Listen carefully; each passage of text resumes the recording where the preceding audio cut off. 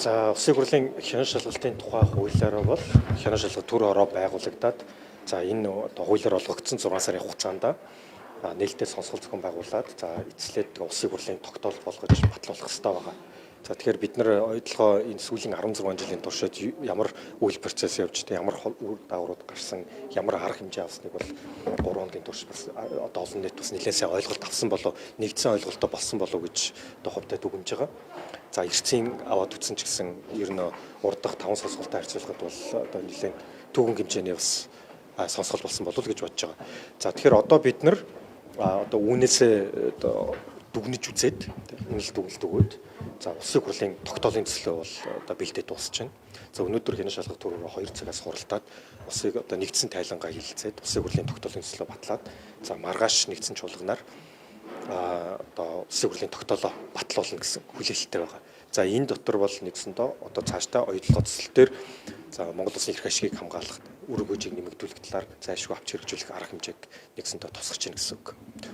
Оюут болгон зээлийн хувьд буруулах асуудал дээр засгийн газар хэд хэдэн гишүүд уулзаад байсан. Тэр дээрээс ямар нэгэн үр дүн гарсан асуудлаас мэддэхгүй ах шүү. Танд энэ талаарх мэдээлэл байна. Монтер компани асуудлыг бас дээр яаж хэвлэхээр байгаа. За засгийн газраас бол одоо хөрөнгө оруулагч талтай хилцээрт орж байгаа гэж ойлгож байгаа. Тэгээ яг дотроо юу яригдж байгаа талаар бол зөвхөн хилцээрийн ажлын хэсэг мэдж болов гэж бодож байна. Хилцээрийн ажлын хэсгээс асуух хэрэгтэй. Зүгээр бидний хувьд бол хилцээрийн хажуугаар бас одоо хянан шалгалт төр ороо хилцээр эхлэхээс өмнө байгуулагдсан шүү дээ. Тэгэхээр хуулийн хугацаанд багтаад бид нар одоо сонсголоо зохион байгуулад улсын хурлын тогтоолоо батлуулна гэж харж байгаа. За энэ нь ч гэсэн одоо засгийн газарт хилцээр цаашдаа ороод амжилттай явахад бол нэлээд том одоо дэмжлэг болох болов гэж одоо бодож байгаа. Сонголтын эхний өдөр онцгийн асуудлыг ерөнхийдөө эцэлсэн гэхэд болно. Тэ нэг шийдэлд хүрсэн гэхэд болно шүү дээ. Одоо онцгийн гэрээг тусад нь авч үзэх хэрэгтэй гэдэг байсууд дээр нэгж ах шиг байсан. Энэ талаар та мэдээлэл. Тэгэхээр тэрүүн дээр бол ер нь урд өмнө нь 16 жилийн өмнө гэрээ байгуулж ирсэн одоо шийдвэр гаргаснаас ихсүүлээд ер нь маш олон хүмүүс бол нэгдсэнтэй. Тэгэхээр онтрой дээр бол нэгэнтээ стратегийн ашуул бүлэхүй ордын хил хязгаарт орж байгаа учраас энэ хоёр лиценз дээр одоо шинэ хөрөнгө оруулалтын гэрээ байгуулах хэрэгтэй. За яг энэ дээр бол жинхэнэ урд өмнөх энэ 16 жилийн турсан алдаа онооноос суралцаад илүү сайжруулсан гэрээ байгуулж авах зүйтэй гэж үзэж байгаа. Олон улсын арбитрийн шүүх одоо ирээд үнэхээр хамаарах зарим үрийг оюутлогоогоос барагдуулах асуудлыг даалгасан гэдгийг мэдээлэл хэвлэлээр явлаа. Тэрээс мэдээлэл байна. Магадгүй одоо юу гэдгийг Росын улсын улсын компани үрийг одоо Монголд байгаа нэг ордоос одоо барагдуулах асуудлыг үнэлж байна. Энэ дээр мэдээлэл байна. За энэ дээр бол яг та бүхэнтэй яг адилхан мэдээлэлтэй байна. Яг л хэвлэлээс одоо олон нийтийн мэдээллийн сүлжээгээр явж байгаа мэдээлэлтэй л адилхан мэдээлэлтэй байгаа.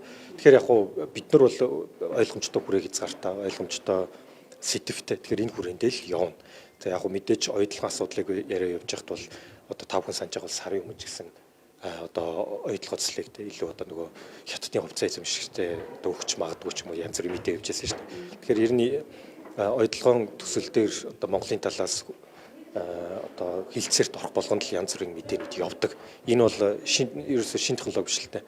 12 онд, 15 онд, 21 онд хандаал гарч ирсэн мэдээлэл. Бүгдээрээ та бүхэн мэдээ сүүлийн мэдээг ухаад үзэх юм бол сүүлийн 15 жил иймэрхүү мэдээг зөндөөл явж ирсэн.